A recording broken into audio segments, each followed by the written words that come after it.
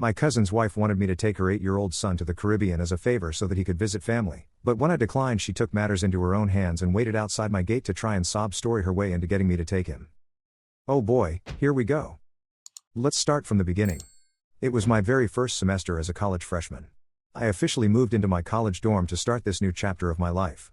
I'm an international student, so it was a tough experience once reality settled. Thankfully, I had my cousin whom I haven't seen in years and his wife who lived in Dallas helped me with getting a US number, bedding, and school supplies. Fast forward to Thanksgiving break. I accepted my cousin's offer to go to Dallas for the break since it was better than staying in the dorms. I met his 2 kids, a son and a daughter. We catch up with each other seeing how our lives went up to that point. The break ended and I went back to college to study for finals. Then it happened. My cousin's wife asked for a favor via text. The favor? Take their 8-year son home back to the Caribbean with me because his godmother wanted to see him. I told her that wasn't able to do that because I didn't know when my exams were finished. I actually did know when. I just told her that so she would leave me alone or do something herself.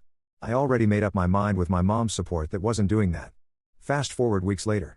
I was chilling in the airport minding my own business when my good cousin called me. He asked if I was doing something for his wife. I told no and explained myself. He thanked me and I thought that was the end of it. But no. I saw her with their son holding a suitcase and a carry-on when I was walking to my gate. My cousin was nowhere to be seen. I asked her what she was doing. She gave some sob story of how his godmother wanted to see him and told him that he'll be good as he was hugging my leg. I was shocked. I felt my heart race.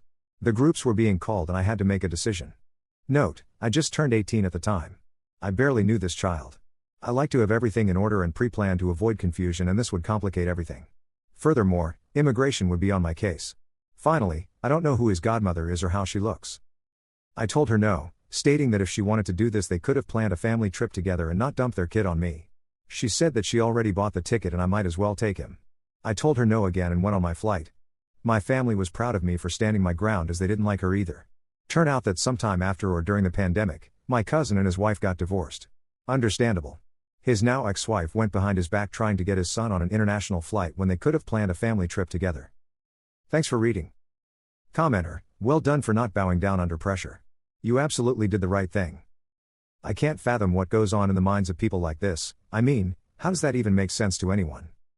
Even if you had agreed, I would think you'd need, at least, notarized letters giving you permission to take someone else's minor on an aircraft, let alone to a foreign country.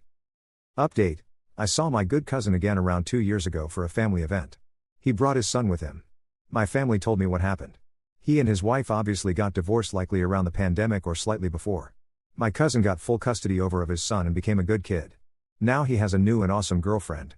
What happened to his ex-wife? She moved back to the Caribbean and that's all I could tell since I removed her from my friends list and other members of my family doesn't care about her. That's the end of it. Sorry it wasn't as insane or engaging as other stories, but sometimes it's good to have some normalcy. Commenter 1, what happened to the daughter? Oop, she's fine and either went to college or went into the workforce. Commenter 2, I think she was trying to kidnap the kids out of the US jurisdiction. Luckily Op didn't. Cousin would have a hard time to repatriate the son. Oop, I literally met his wife and son that year. I have no emotional attachment and legal obligations to them whatsoever ever. Seriously, who is even his godmother anyway?